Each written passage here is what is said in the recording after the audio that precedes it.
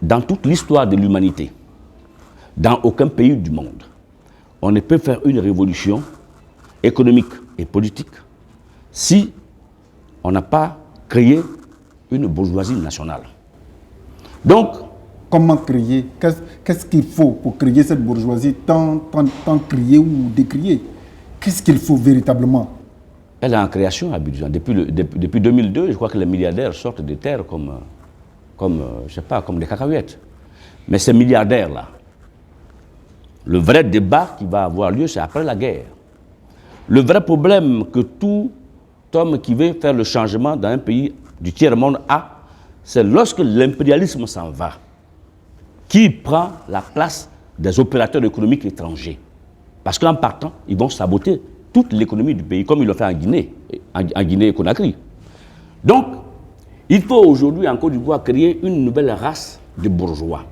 Des gens qui sont assez nationalistes pour que demain, quand les Bouygues, les Bolloré et autres s'en vont, en laissant notre économie dans une situation exsangue, il faut que des bourgeois locaux puissent reprendre les éléments fondamentaux de cette économie-là pour pouvoir les remettre en valeur et relancer l'économie nationale. On ne peut pas compter, aucun pays indépendant ne compte sur la... Moi, j'attends des responsables africains qui parlent, chaque fois ils parlent, on attend des opérateurs économiques, on a reçu...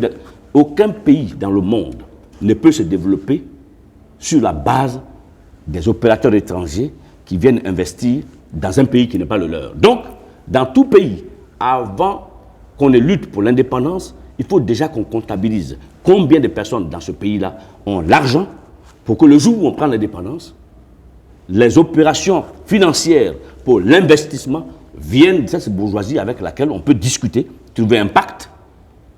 Même Berlusconi, quand il a été élu, pas maintenant, mais... Sa première élection.